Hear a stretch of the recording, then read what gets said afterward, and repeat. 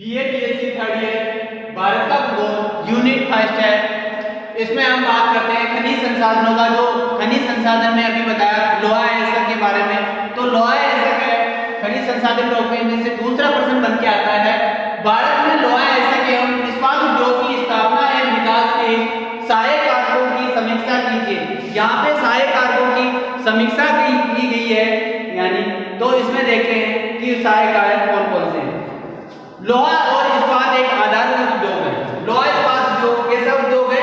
आधारभूत उद्योग।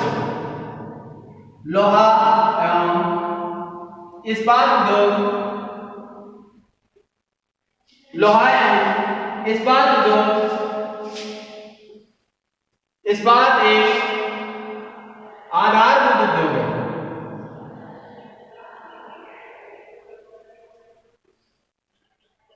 आधारभूत उद्योग है, अतः इसे अन्य सभी उद्योगों की जननी भी कह सकते हैं। यानी अन्य उद्योगों की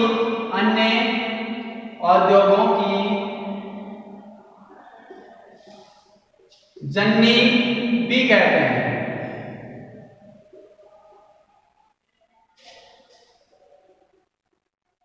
अन्य उद्योगों की जननी भी कहते हैं क्योंकि इसके उत्पादन अन्य सभी वस्तुओं के निर्माण में सहायक होते हैं। इसी उद्योग से किसी देश का औद्योगिक विकास की नींव पड़ती है।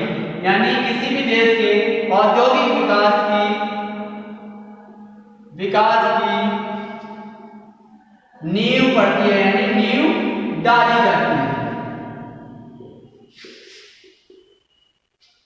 किसी भी देश की औद्योगिक विकास की नींव इसी के आधार पर डाली जाती है। इस्पात लोहे तथा कार्बन का मिश्रण होता है। इस्पात होता है लोहा प्लस कार्बन का मिश्रण होता है। इसमें लोहा एवं कार्बन का इसके अंदर मिश्रण होता है।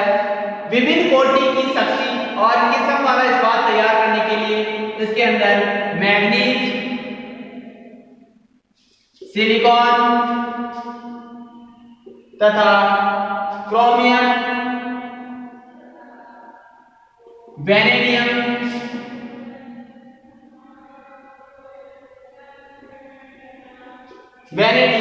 तथा धातुएं आदि मिलाई जाती है। लोहा अपनी प्राकृतिक दशा में ऑक्साइड के रूप में मिलता है। लोहा अपनी प्राकृतिक दशा में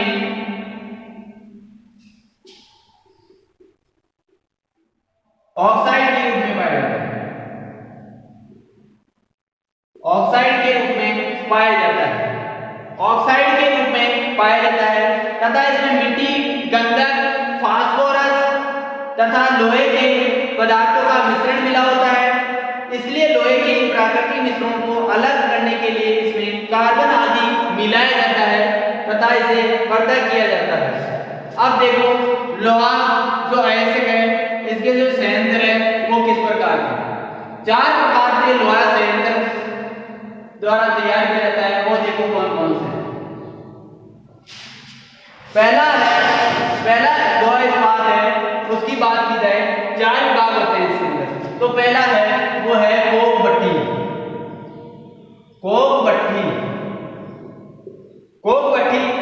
इसमें पत्थर का कोयला जलाकर कोयला बनाया जाता है। इसमें पत्थर का कोयला जलाकर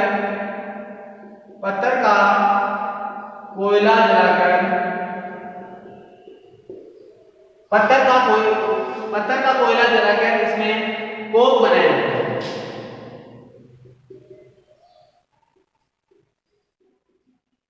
बनाया जाता है। इसके अलावा इसके अंदर लपट वाली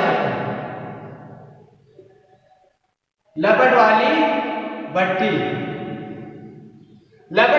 की बात की जाए, इसमें लोहा एसएफ को गलाकर बनाया जाता है। लोहा एसएफ को गलाकर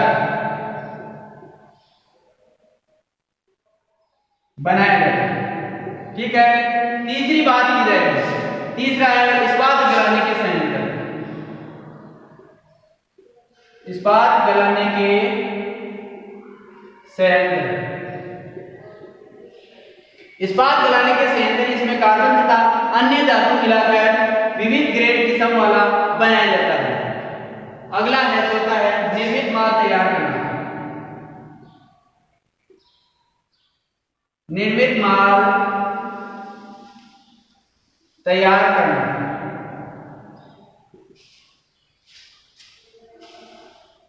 इसमें इस्पात को ढालकर पटरियों, सरियों, चादरें, इसमें इस्पात को ढालकर पटरी,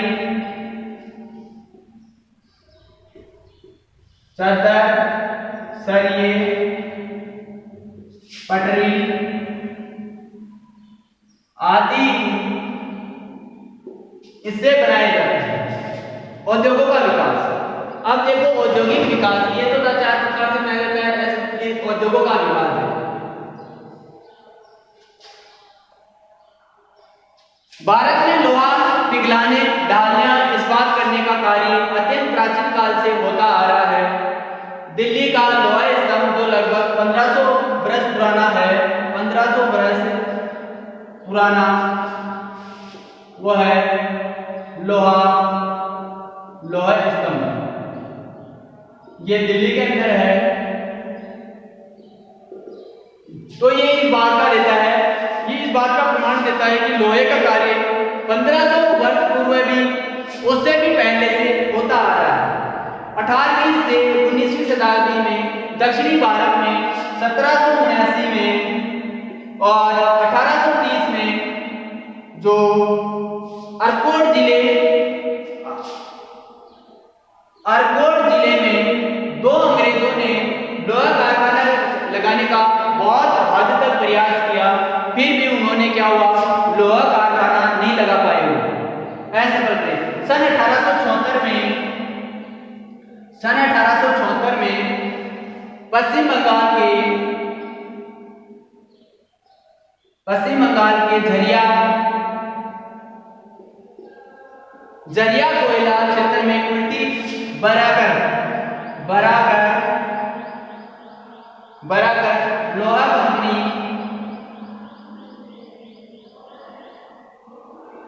बराकर लोहा कंपनी की स्थापना की गई।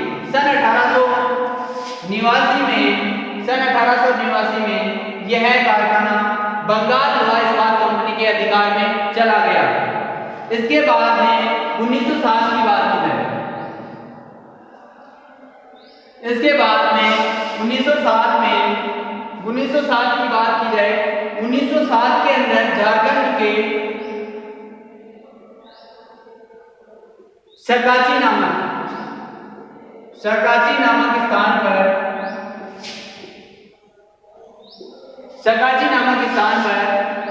जो है वो लोहा कारखाना स्थापना की गई। वो किसके द्वारा की गई? भारत के प्रसिद्ध व्यवसायी जमशेदपुर टाटा द्वारा टाटा लोहा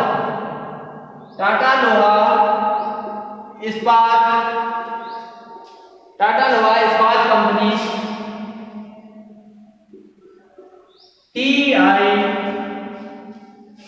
TISO, जिसका शॉर्ट नेम है, उसके जमशेदजी टाटा, इनके जो उद्योगपति थे वो जमशेदजी टाटा के द्वारा इसके स्थापना की गई। इसके बाद में 1908 में पश्चिम बंगाल में भारतीय लोहा कंपनी आसनसोल के निकट हीरापुरा में स्थापित किया गया। 1837 में बरनपुर में स्टील कॉर्पोरेशन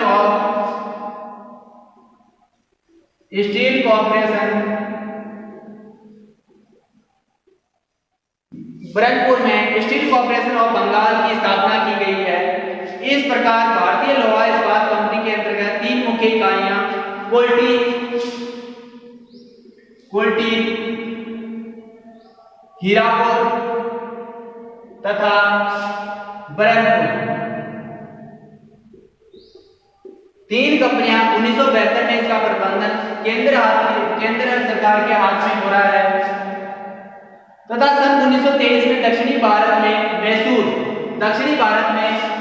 मैसूर नामक स्थान पर जो है वो मैसूर लोहा इस्पात कंपनी की स्थापना की गई है। अप्रैल 1962 में कारखाने का बंधन Mysore iron and steel company के हाथ में विश्व स्तरीय लोहा और इस्पात कंपनी के हाथों में चला गया। अब देखो ये तो था उद्योग का विकास भारत के अंदर, इसके बाद में भी अलग अलग कंपनियां खोली गई और इसका जो विकास है, उद्योग की स्थापना है, वो देखो।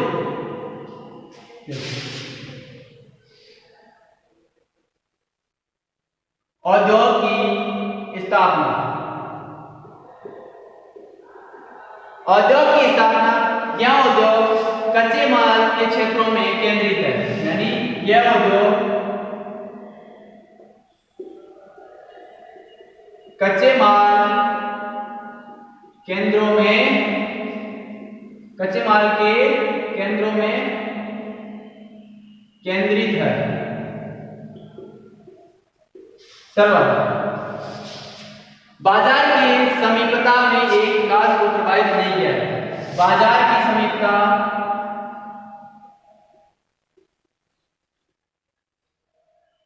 इसको प्रभावित नहीं की। इसके अलावा इसका कारण अशुद्ध कच्चे माल के क्षेत्रों की स्थापना का प्रमुख कारण इस उद्योग द्वारा अशुद्ध कच्चे माल का प्रयोग करना। इस उद्योग के लिए लोहा और कोयले को परिचित करने के लिए कई प्रकार के कच्चे माल की आवश्यकता बड़ी मात्रा में होती है, यानी कई प्रकार के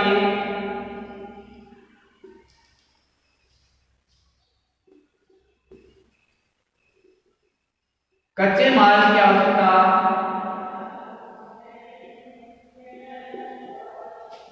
कई प्रकार के बड़ी मात्रा में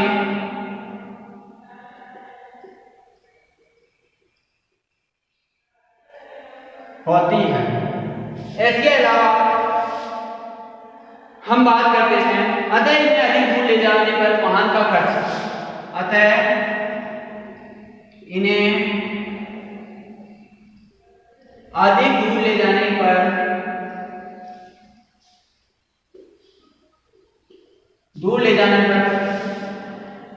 अधिक वाहन किराया आता है। तो इसलिए इस खर्च को बचने के लिए यहाँ पे क्या है, इस जो क्षेत्र है इसका उपयोग कम से कम किया जाता है। भारत में कोयला व लोहा अपने कर्म से 150% अजर निर्माण का प्रक्रिया खोल देते हैं। भारत में कोयला व लोहा ये क्या करते हैं, इनका अपना कर्मशः 100 व 50% वजन निर्माण प्रक्रिया में इसको खो देते हैं। जब इनका वजन निर्माण होता है तो इसमें ये अपने वजन को 100 व 50% वजन है निर्माण प्रक्रिया में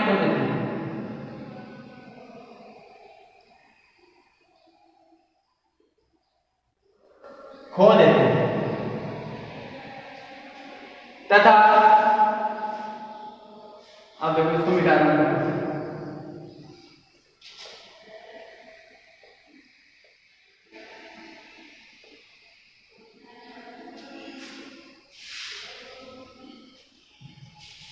पश्चिम बंगाल, झारखंड, उड़ीसा,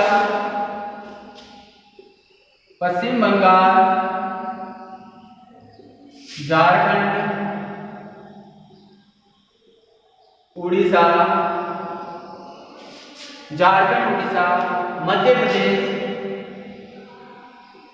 मध्य प्रदेश व आंध्र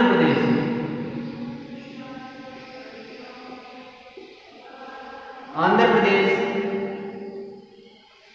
के लोहा उत्पादन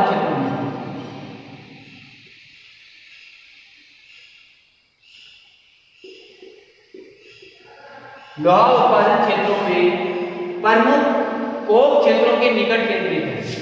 जो प्रमुख कोक उत्पादन क्षेत्र है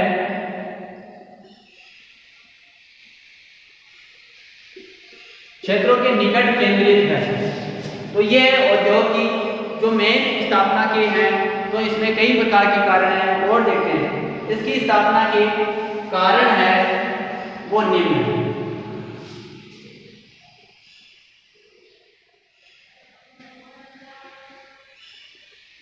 इसमें कारणों की बात की जाए तो पहला है पूर्वी मध्य प्रदेश, छत्तीसगढ़, झारखंड, पश्चिम बंगाल, उड़ीसा व तेलंगाना का अनेक खानों में पर्याप्त मात्रा में कोकिंग मिलता है। कि पहला क्या है, कोकिंग का मिलना। जो कोकिंग है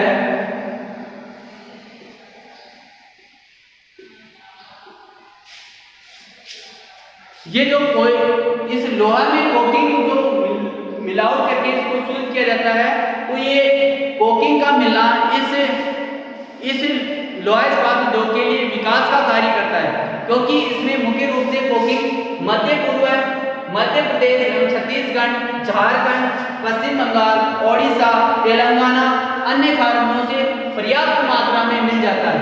तो इसके कारण जहाँ पे ये कोकिंग का मिलना अत्यधिक बेस्ट रहता है अथवा गौशालाओं से प्राप्त हो जाता है। यहाँ की खानों में 1850 से 900 करोड़ टन के कोकिंग कोयले के भंडार यहाँ पे उपस्थित है। यानी कोकिंग का पर्याप्त मात्रा में मिल जाना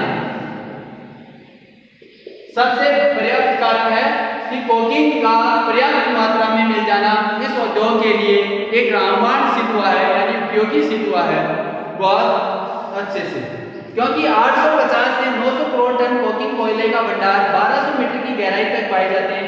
इसके अतिरिक्त यहाँ 400 करोड़ कोक बनाने योग्य कोयले के भंडार भी पाए जाते हैं, जिसमें यदि नवीन विधियों द्वारा कोयला प्राप्त किया जाता है तो यह 100 करोड़ टन कच्चे कोयले को गलाने के लिए पर्याप्त होता है। अब इसमें एक बात मैं आपको बता दूं कि टैरिफ बोर्ड के अनुसार, एक बोर्ड है टैरिफ बोर्ड के अनुसार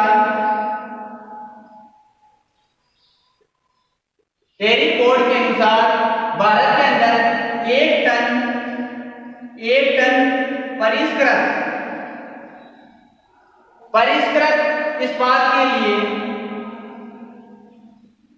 इस्पात के लिए 2 टन कच्ची धातु चाहिए तथा 1.84 टन कोकिंग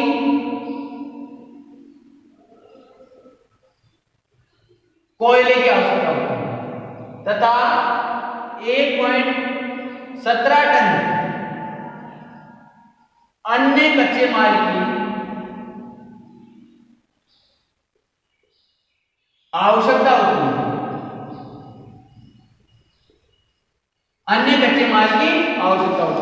यानी 1 टन परिष्कृत इस्पात के लिए, यानी अच्छा 1 टन परिष्कृत इस्पात बनाएंगे उसके लिए कितनी 2 टन तो कच्ची धातु चाहिए तथा 1.84 टन कुकिंग कोयला तथा 1.17 टन अन्य कच्चे धातु की आवश्यकता होगी, जब भी जाके 1 टन परिष्कृत इस्पात तैयार होगा। ये इसका मुख्य कारण है। ठीक है, तो ये अन्य जो कच्चा माल है इस उद्योग के लिए यही है कि कच्चा माल है जितनी पास में होगा उतना ही ये उद्योग विकसित होगा। इसमें बाजार की कोई समीपता अनिवार्य नहीं है कि बाजार पास में होगा तो ही उद्योग स्थिति अच्छी होगी, नहीं। यहाँ पे कच्चा माल सबसे ज्यादा वरीयता कच्चे माल को दी गई है।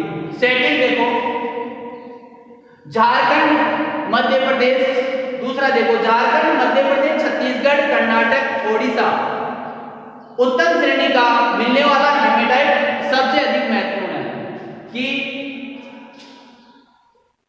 हेमेटाइट उत्तम श्रेणी का मिलना, उत्तम श्रेणी का हेमेटाइट मिलना यही कारण है कि इस उद्योग के लिए ये भी है कि इन क्षेत्रों में दोबारा बता देता हूं, झारखंड मध्य प्रदेश छत्तीसगढ़ कर्नाटक ओडिशा में उत्तम श्रेणी का हेमेटाइट लोहा एसक मिलने के कारण यह लोहा एसक की सतह के ही विशाल मात्रा में पाई जाती है। इसमें इसमें 64% लोहांश पाया जाता है, इसके कारण इसको अच्छा माना जाता है। तीसरी बात की जाए यहाँ पे, तीसरी बात है इस क्षेत्र में मध्य प्रदेश से लेकर पश्चिम बंगाल तक काफी चूने की पत्थर यानी डोलामाइट का पाया जाना। डोलामाइट अधिक मात्रा में पाया जाता है, चूने के पत्थर की खान अच्छी मात्रा में पाया जाता है, तो इस उद्योग के लिए सहायक है। अगला है वो है manganese silicon chromite. Manganese silicon और क्रोमाइट तथा अग्नि प्रतिरोधक मिट्टियां भी इस क्षेत्र में मिलती है, जिनका उपयोग क्रमशः धातु को परिष्कृत करने और इस्पात की भट्टियों में पुताई करने के काम में आता है, तो वो भी सर्वाधिक मात्रा में मिलती है। पांचवा है मैग्नेसाइट, टंगस्टन, वेनेडियम आदि भी निकट ही मिलते हैं। अतः हम सामयिक रूप से कहा जा सकता है कि कच्चे माल की पूर्ति की दृष्टि से उपयुक्त राज्यों का सामूहिक जो महत्वपूर्ण योगदान है वो सर्वाधिक है। इसी कारण आज तक के अधिकांश कारखानों कर्नाटक सहित इसी बृहद क्षेत्रों की स्थापना की जा रही है। ठीक है, इनको मैं मिटा दूं।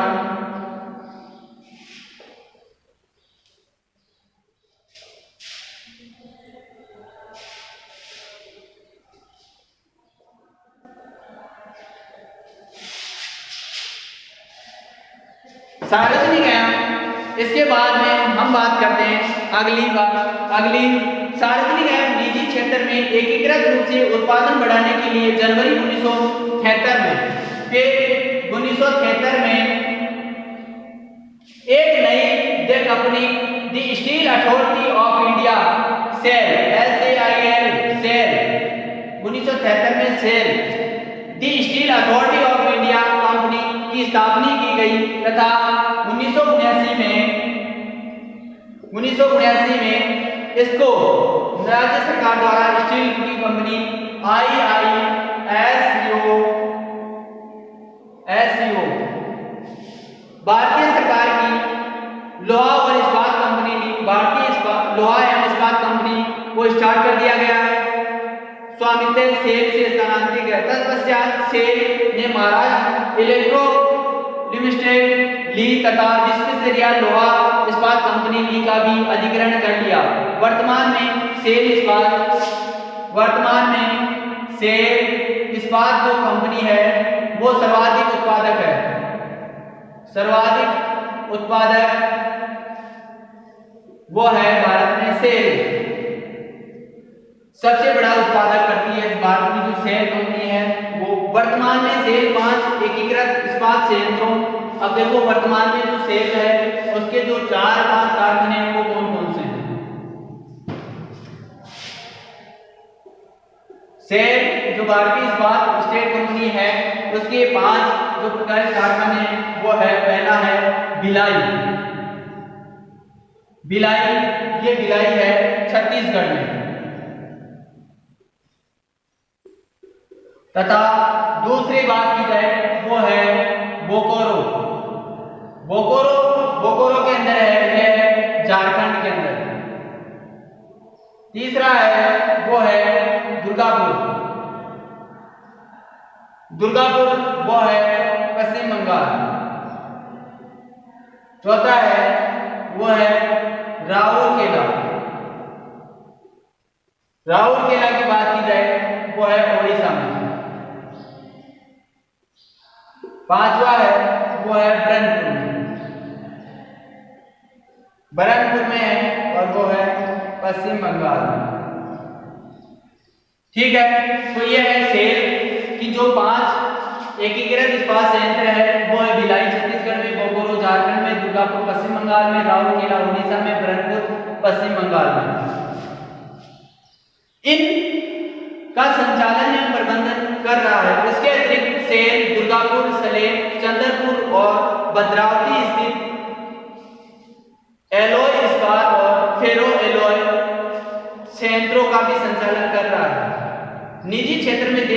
सबसे बड़ा इस्पात कारखाना टाटा आयरन एंड कंपनी के नाम से जमशेदपुर में स्थित है। अब देखो आगे, ये मिटा देता हूं, आपने उतार लिया होगा।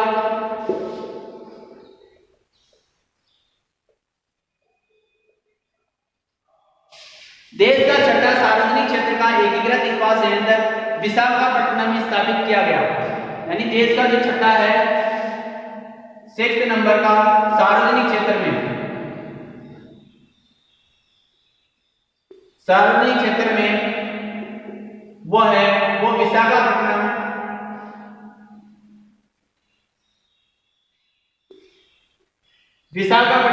जो बंदरगाह है उस पर स्थापित किया गया है।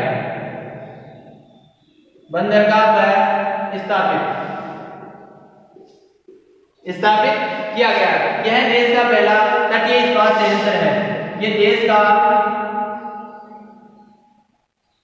पहला तटीय इस्पात संयंत्र है। इसके बाद की बात की जाए, जो राष्ट्रीय इस्पात निगम लिमिटेड, जो राष्ट्रीय इस्पात लिमिटेड द्वारा संचालित है, RINL द्वारा संचालित है। प्रमुख इस्पात इकाइयों की बात की जाए तो यहाँ पे प्रमुख इस्पात इकाइयों के नाम इस प्रकार है। कौन कौन से इस्पात है वो इस प्रकार है। इसमें पहला तो आपको बता देते हैं, टाटा लोहा इस्पात संयंत्र। टाटा लोहा इस्पात जो कारखाना है वो झारखंड के सोनभूमि में है। दूसरी बात की जाए, Visvesvaraya iron and steel works limited Karnataka राज्य में स्थित है। तीसरा राउरकेला इस्पात संयंत्र ओडिशा में है। तीसरी भिलाई का इस्पात संयंत्र वो छत्तीसगढ़ के दुर्ग जिला भिलाई के अंदर स्थित है। चौथा दुर्गापुर इस्पात संयंत्र वो पश्चिम बंगाल के दुर्गापुर में स्थित है। अगला है बोकारो का इस्पात संयंत्र वो झारखंड रूस के सहयोग से जुड़ा है। अगला है जिंदल विजयनगर इस्पात लिमिटेड कर्नाटक के बेल्लारी जिले में है। अगला बात की जाए बेल्लारी के लॉ, तो इसमें है जिंदल विजयनगर इस्पात लिमिटेड, जो इसका निर्माण 1993 में इसका निर्माण कंप्लीट किया गया था। मेकॉन द्वारा दी गई परियोजना की रिपोर्ट के आधार पर यह निर्णय किया गया था कि इस कारखाने में अंदर sponge iron electronics, sponge iron electronics जिसको बोलते हैं स्टील पद्धति से यहाँ पे जो चरणबद्ध जो स्पंज आयरन स्टील पद्धति है उससे ही लोहा बनाया जाएगा। ये एक तरह की पद्धति है। तो ये कौन से पर है? जिंदल विजयनगर में।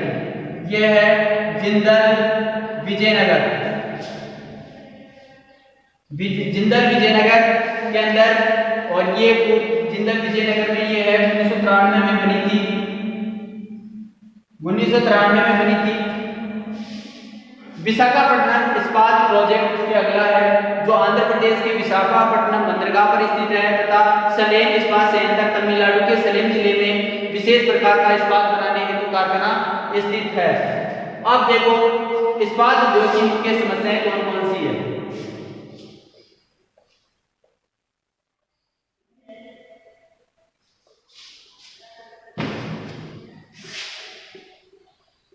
इस्पात उद्योग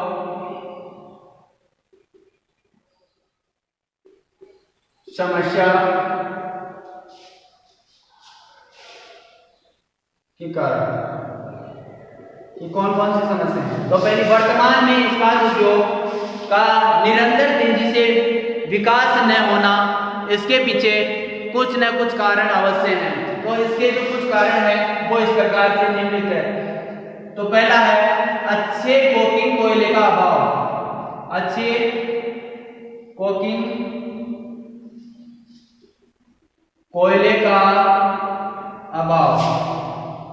तो हम यहाँ पे बात करते हैं कि जो अच्छा लोहा इस्पात संयंत्र बनाने, तो यहाँ पे 100% शुद्ध रूप में जो धातु अंश पाया जाता है लोहा वो नहीं पाया जाता है कहीं पे भी भारत में।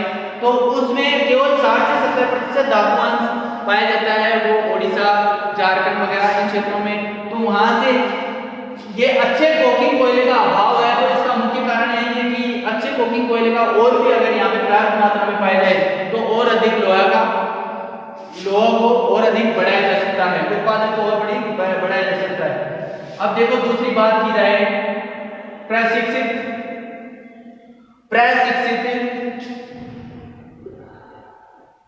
प्रशिक्षण कामगार या टेक्नीशियन।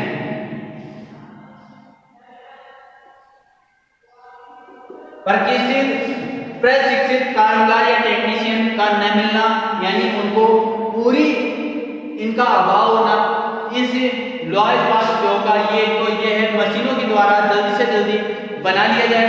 और एक है कि काम चलाओ जो फैक्ट्री जो प्रशिक्षण, उनको उचित प्रशिक्षण नहीं दिया गया, उन्हीं से केवल काम चलाया जाए, तो ये एक प्रकार से ये भी अभाव का ही रहता है। तीसरी बात की जाए वो है इस्पात की कीमत संबंधी समस्या। अब यहाँ पे इस्पात की जो कीमत संबंधी समस्या है वो साधारण रूप में पाई जाती है, न तो सर्वाधिक होती है कि इसका उचित लाभ, अधिक ज्यादा लाभ मिले इसलिए और अच्छा उत्पादन बढ़ाया जाए, बड़े नॉर्मल, क्योंकि ये साधन भारतीयों द्वारा अधिकतर उद्योग फैक्ट्रियों में तथा भवनों के निर्माण हेतु इसका काम में लिया जाता है। तो एक साधारण नियमित तौर पर तय कीमत के अनुसार इसको उपयोग किया जाता है, इसके कारण भी ये समस्या रही है। अगली बात की जाए क्षमता से कम उत्पादन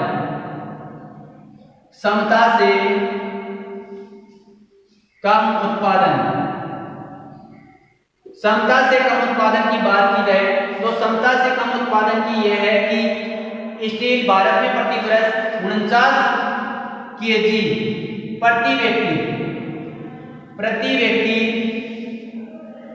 49 kg प्रति व्यक्ति ये लोहा चाहिए भारत में अंदर उपयोग होता है, तथा संसार के अंदर 182 kg प्रति व्यक्ति जो खपत होती है वो होती है।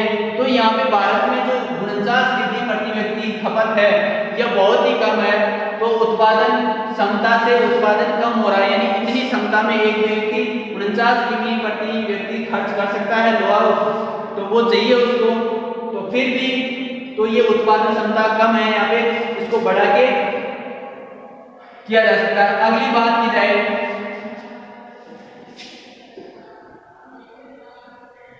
उत्पादन लागत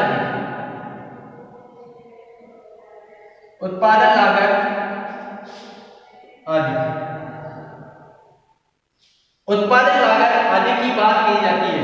उत्पादन लागत अधिक है क्योंकि इसका जो बनाने का खर्चा है वो फैक्ट्रियों के अंदर है, इसकी ढलाई वगैरह में, इसके जो कच्चा माल लाने ले जाने में सबसे ज्यादा लागत आती है। इस कारण से इसकी जो उत्पादन है वो महंगी पड़ती है, इसके कारण भी एक समस्या है। निर्यात संबंधी कठिनाई। अगला है निर्यात संबंधी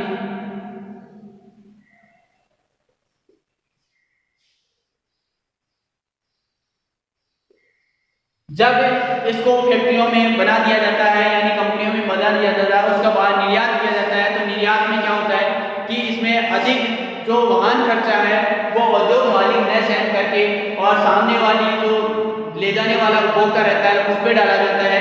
तो यहाँ पे जो निर्यात संबंधी कठिनाई है तो ये और भी ज्यादा इसकी कीमत ऊपर हो जाती है, क्योंकि वो चार्ज टूट जाता है उसके अंदर। इसके कारण बहुत बड़ी मात्रा में ये औद्योगिक विकास की जो संभावनाएं हैं वो बहुत ही अत्यधिक भी है और कम भी है। तो यहाँ पे भारत के अंदर हम बात की जाए तो जिस प्रकार से दक्षिणी जो क्षेत्र है इसको रेखा चित्रण द्वारा अगर समझाए तो इसके अलावा हम 2-3 कारणों की और बात की जाए तो कारणों में है यह है कि यहाँ पे जो खनन की विधियां हैं वो खनन क्या हो जाता है अत्यधिक गहरी अवस्थितियों में पहुंच जाता है, तो फिर जो टेक्नीशियन है उनको जोखिम भरा कार्य रहता है, इसलिए वो भी ज्यादा गहरी खुदाई नहीं कर पाते हैं, इसलिए वो यहाँ पे को डर रहता है कहीं इसमें खुदाई में गिर नहीं जाए या दुर्घटना होने का डर रहता है। तथा भारत के अंदर जो लोहा इस्पात उद्योग है वो और भी अच्छी आसानी से और अच्छे ऊंचे स्तर पर जा सकता है, क्योंकि यहाँ पे जो पर्याप्त भंडार भूमि में दबे हुए हैं, जैसे कर्नाटक के क्षेत्र में, कर्नाटक में जो भंडार है तथा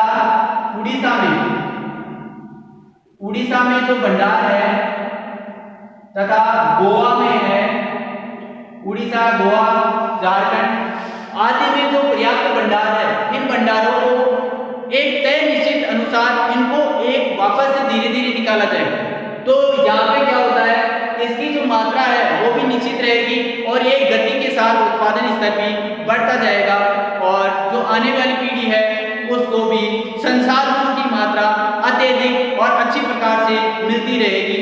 तो यहाँ पे हम इस खनन को और अच्छे से डिटेल में आपको पीडीएफ नोट्स में मिल जाएगा। आप सभी से निवेदन है कि आप इनको अच्छी तरह से अच्छे ढंग से अध्ययन करें तथा इसमें जो रेखा चित्र वगैरह किताब में है उनका भी अध्ययन करें। ठीक है, हम यहाँ पे इजाजत लेते हैं। धन्यवाद आज के लिए।